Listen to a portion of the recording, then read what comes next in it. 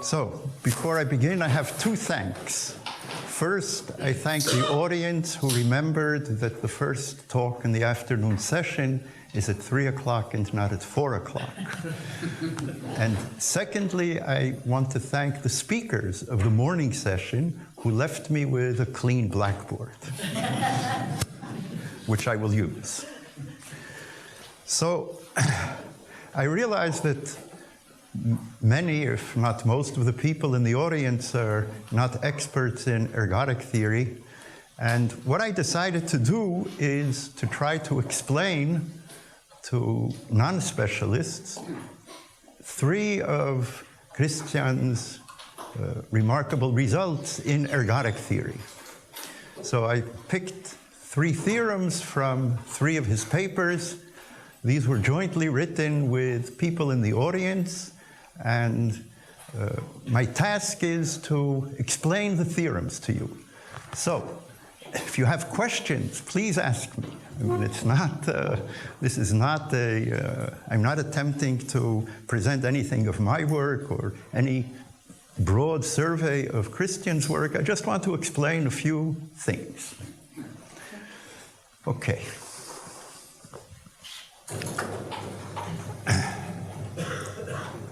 So this is the first paper that I will discuss, Density Theorem for Multiplicity Rank, which he wrote together with Sebastian Ferenczi and Jan Kwiatkowski. Kwiatkowski, oh, I left out a W, I'm sorry. Kwiatkowski.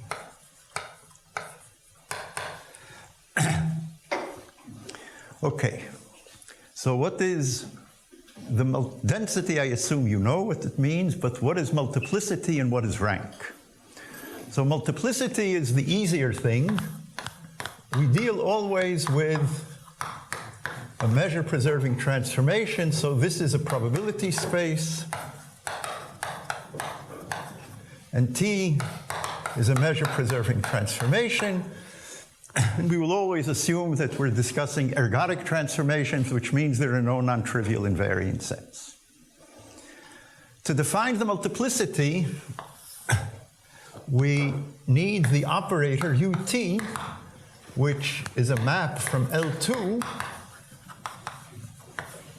to itself, which is defined very simply by utf evaluated at x is f of tx. This is easily seen to be a unitary operator.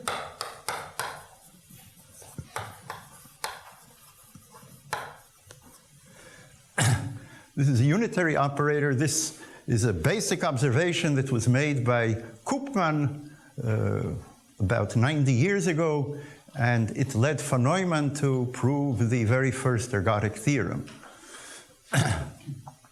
Now, a unitary operator has invariants. The invariants are a measure on the unit circle together with a multiplicity function.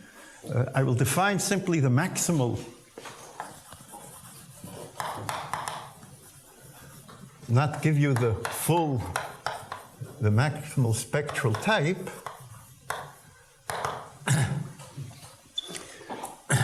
This is, so when you have a unitary operator on a Hilbert space, and you have an element of the Hilbert space, V in H, if you consider u to the n V, say with V of norm 1, this by a theorem of an older theorem, more than 100 years old, of Herglotz. This is associated to a probability measure nu on the circle, such that mu hat of n is equal to this quantity.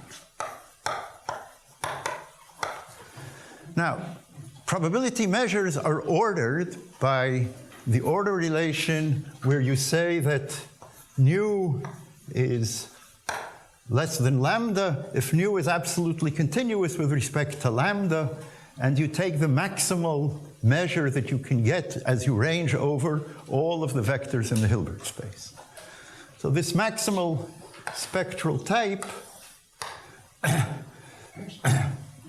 you have the maximal measure, and this measure comes with a multiplicity function, an integer m. The multiplicity function of this measure lambda, which is an integer, and this is the minimum number of cyclic spaces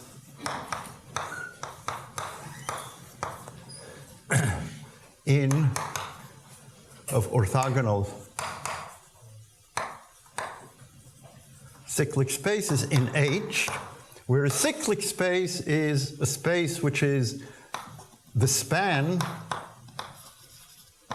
of un v, which is the cyclic space associated with v as you range over the integers. So this is called the multiplicity of the transformation. So for those familiar with functional analysis, this is of course well known, easy to explain. And Jan was an expert on multiplicity and of transformations. Now I have to define rank.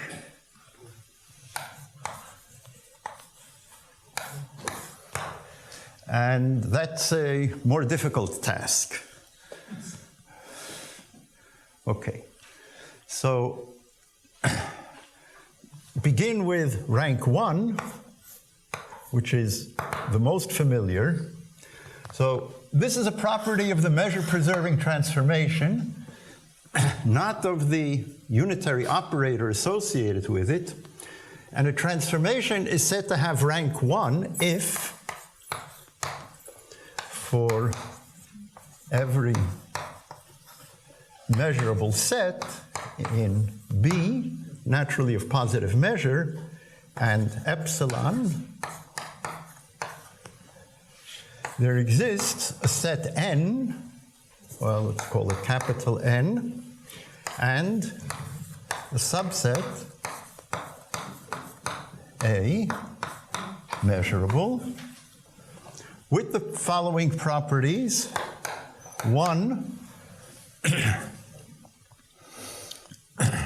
the iterates of A,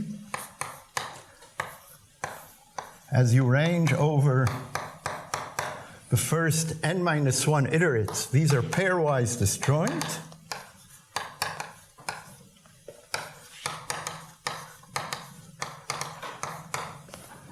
And up a little bit. And you can partition the levels, these are called levels of a tower. The picture of this is simply A, TA, Tn-1A. You can partition the levels into two sets, I and I complement. So this is n-1, n-1, and I complement is simply n without I. N is this set, that's how you define the number n. This goes back also to von Neumann. There's a partition into two sets such that, let's call this set J, such that the symmetric difference between the union of Tn, n in I, applied to A, and B, plus the measure of the union over the complementary intervals, Tn, A, symmetric difference with the complement of B, is less than epsilon. So you can approximate sets in the measure algebra using towers of this type. These are called Rochlin towers.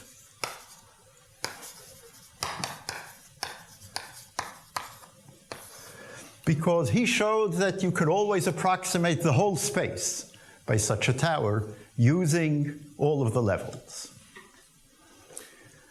So this is rank 1.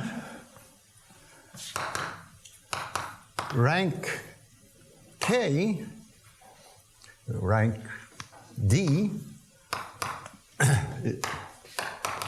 if you can perform such an approximation,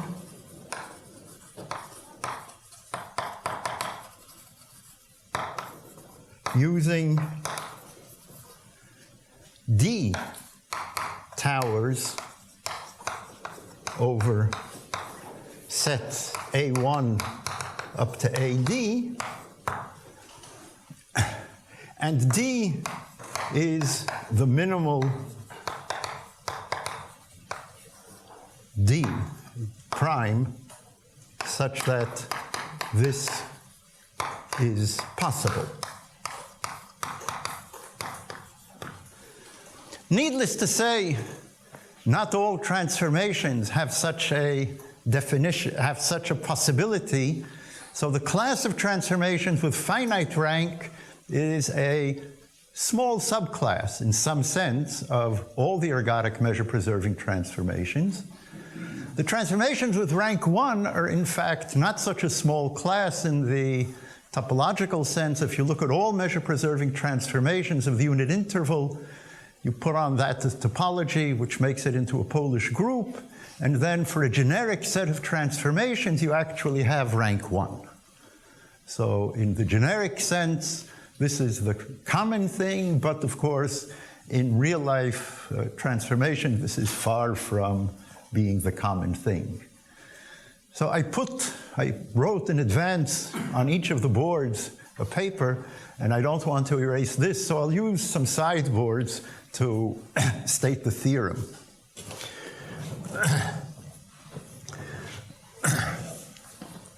And I see time is running faster than I had expected, of course. I mean, this is usually the case. So I'll just give you not the full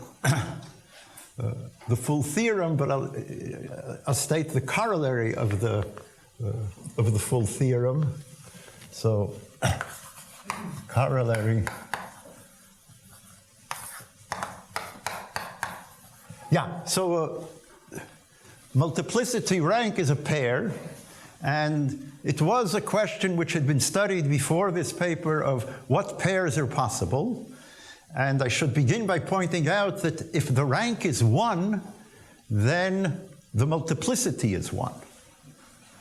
So if you want a 1 here in the rank, the only possible value for the multiplicity is 1. And the theorem is for any multiplicity, no, not for any, but yeah, for any multiplicity D, the set of M in N such that, where is the rank? Rank is here. For any multiplicity D, the set of M is of density 1.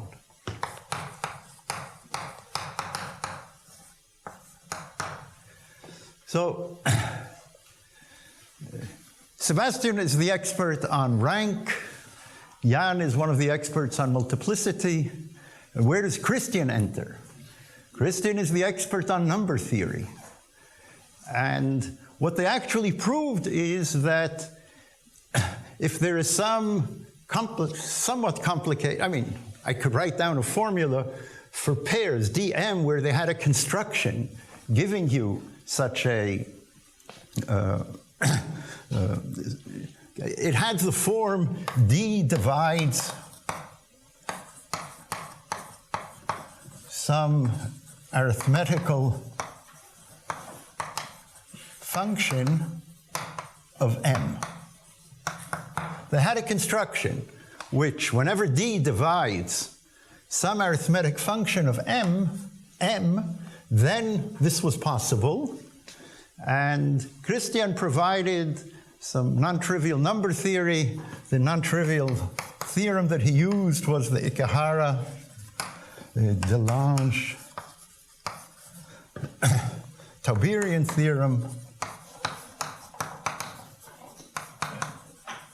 in order to show that the set of M which satisfy this has density 1. It's a remarkable theorem. I don't know, or I don't think that much progress has been made after that on this general question, although I might be wrong, and Sebastian may correct me. I seem to remember there was a paper of Jan and Yves Lacroix, but I'm not quite sure. Is Jan here? Jan? I think they solved finally the full problem. But I'm sure that Yves Lacroix I wrote something about that. Yeah. I didn't... Every pair is M is less or more than M is greater than or equal to D. Every pair is possible. Sometimes I have forgotten the moment is difference is Yves Lacroix. Okay. So I have the experts who can give me more. Jan Kwiatkowski plus gave complete solution.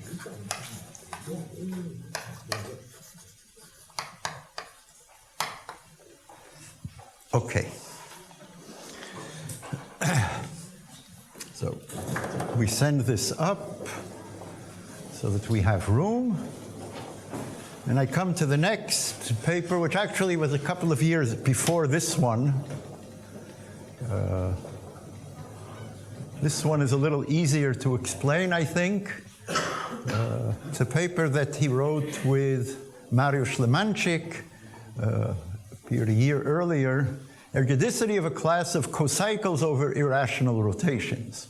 So I don't have to tell you what an irrational rotation is. A cocycle is a transformation defined on the 2 torus, and it takes the following form. The pair xy is mapped to x plus alpha, this is the base, and then you rotate y by some function of x.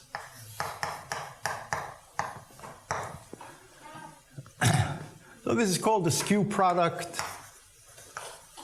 It gives rise to a rich family of transformations.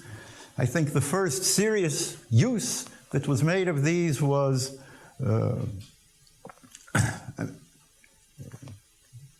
don't quote me on saying first, but was made by Anzai around 1950, and he used the analysis of transformations like this to produce the first published example, and this I'm sure of a measure-preserving transformation T, not isomorphic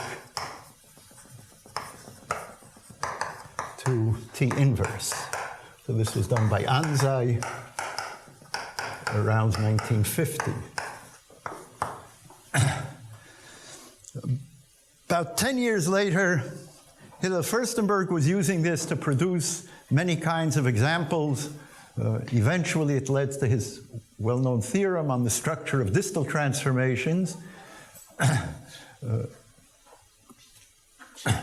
What I want to say about this is that the cocycle in the title is simply constructed out of f, and it consists of what's called fn of x, which is the sum along the orbit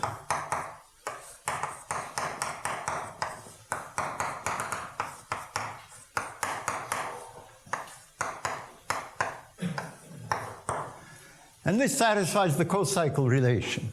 For the integer action, you can always generate cocycles using a single function. For more complicated groups, even for Z2, for the if you want to look at actions of Z2, this becomes a highly non-trivial problem to construct cocycles with interesting properties.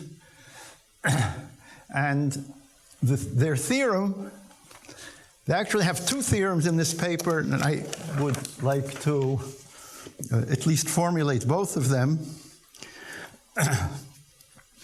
So the first theorem is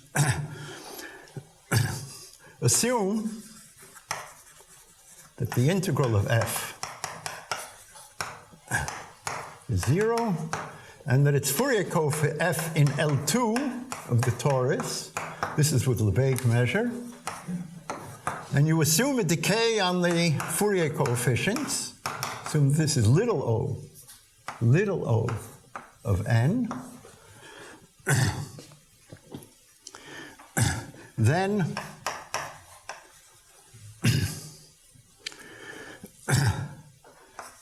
there is a sequence. There's a sequence Qn I. I write it this way because these Qn's are the denominators of the continued fraction expansion of Q, so that explains why there's another index I here. This converges, there's a sequence such that fqni of x converges to 0 in L2. This seems like a very technical thing. It has as a consequence,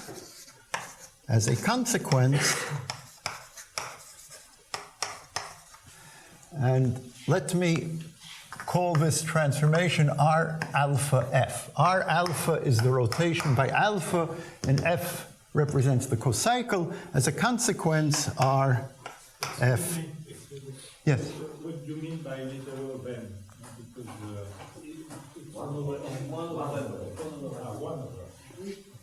little o of 1 over n. I'm sorry, what did I write? Little o of 1 over n. Yeah. I'm sorry.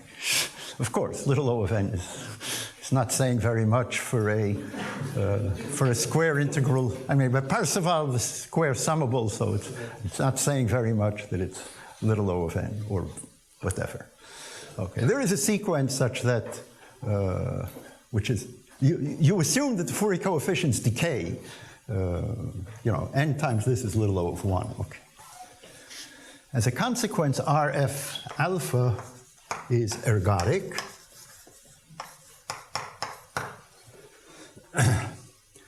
And rigid, we've already heard something about rigidity. So this is theorem 1. There's a second theorem in that paper, which is also quite interesting.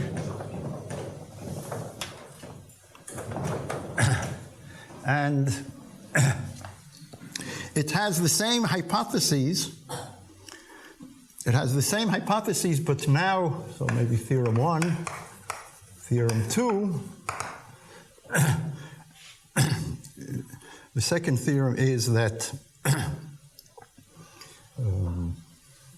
if, again, f is in L2, the Fourier coefficients are little o of 1 over n, then R alpha F hat is an ergodic rigid flow. And now I will use this board to explain to you what I mean by R alpha hat F. So R alpha hat F, wait, I have to assume more here, I'm sorry. F now should be a positive function. And R alpha F is the flow that means an R action is the flow over R alpha defined by F. And here is a picture of what that is. Here's the one torus. It's simply the unit interval. On the unit interval, we have the transformation R alpha. F is some positive function.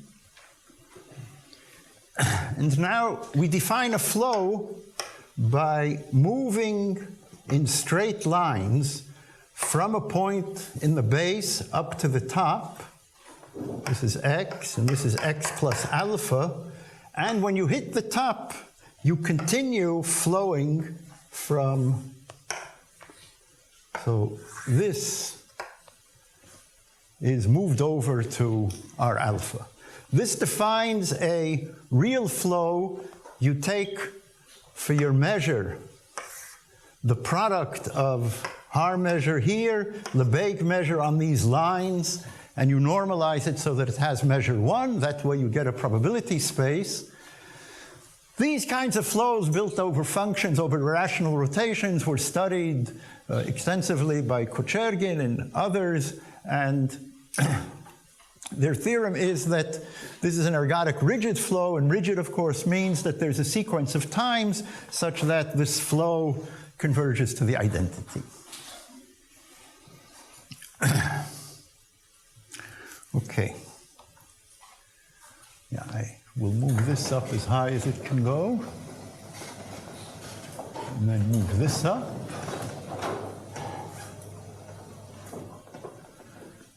Now we move this. But then there's a shade. Let's keep it in the sun.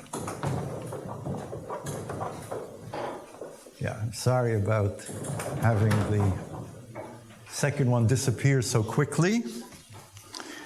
Now I come to the third paper, which is much more recent. It appeared last year on Sarnak's conjecture. I don't have to explain what Sarnak's conjecture is, and Veitch's question for interval exchanges. I do have to explain something about what Veitch's question for interval exchanges, and that involves a notion. So I'll first write the theorem. Yeah, I don't have to explain any of these words except Veitch's question, and that will be a piece of this theorem, and then I'll explain that piece of the theorem.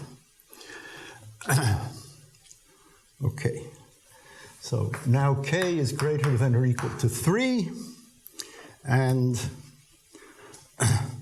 pi, yeah, so an interval exchange, you cut the unit interval into a finite number of pieces, I1 up to ik, and you permute the pieces according to a permutation, pi.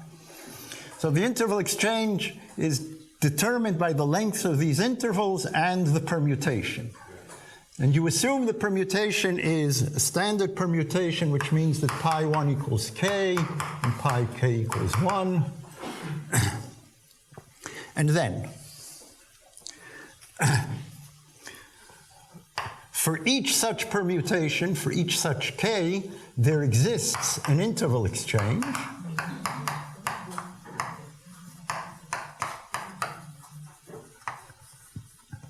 With the following properties. So it's uniquely ergodic.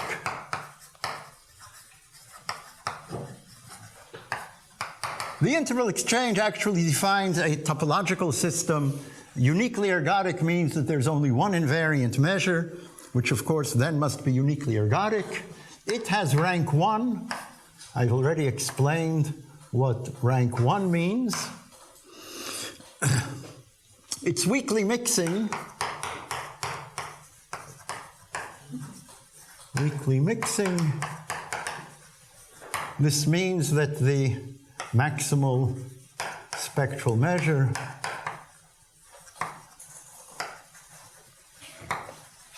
is continuous. I've already explained what the maximal spectral measure is. It's simple. Okay. Simple is such a generic word that if you are not really an expert and I tell you something is simple, you won't have any idea of what I'm talking about, and that's what I have to explain. And Sarnak's conjecture holds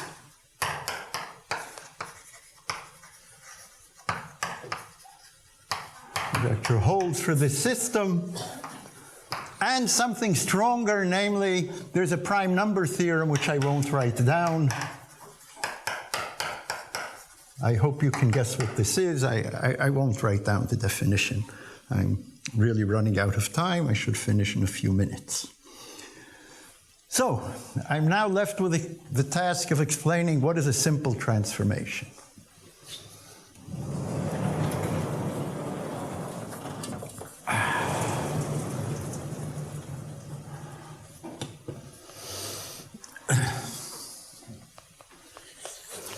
So I come back to our basic setup. Basic setup is a measure-preserving transformation. Now, what is a self-joining?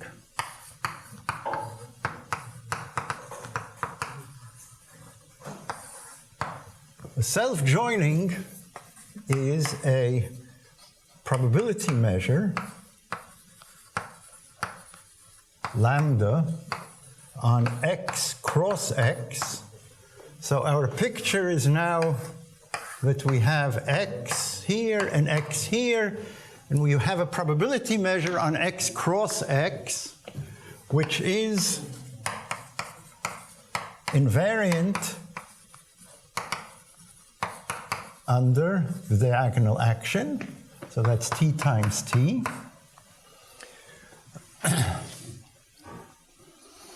And there are two projections, one pi 1, now pi 2. This is not, of course, the same pi, but you'll forgive me that. And pi 1 of lambda equals pi 2 of lambda equals mu. So these project onto the measure that we started with, and yeah, that's it.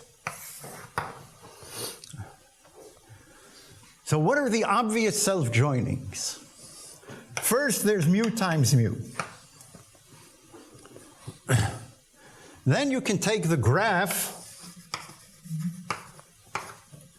of x t to the k naught x. This will also, you induce on the graph a probability measure from mu that's also a self-joining. And then if u commutes, no, not u, but s commutes with t, st equals ts, the graph of s is also invariant under the transformation that's guaranteed by this. And again, you induce the probability measure mu on the graph of anything which commutes with t. And now, that doesn't go any further. And now, the system T is simple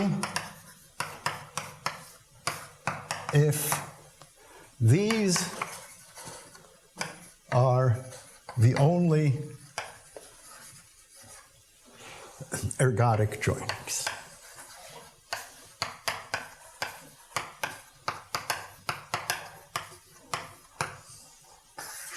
This was introduced by Veitch in another paper, not in connection with interval exchanges at all. And there are many nice properties that simple transformations have. I won't tell you a great deal about them since my time is probably has run out.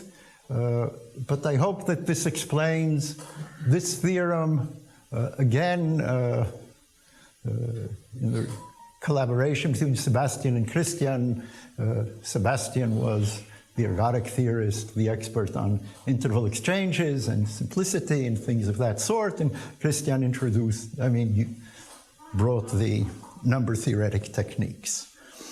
So I've explained to you 3 results. I hope the explanations were sufficient.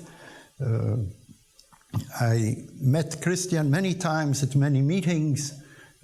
One of the last was in Rio, when I saw how, as soon as the day ended, he was running off downtown to these carioca, or I forget how they call them. Carioca, is that what? Yeah, he was running off, dragging a group of people with him to carioca here and there in Rio, and he enjoyed mathematics, he enjoyed life. It was always a pleasure to be with him, and I will miss him very much. Thank you.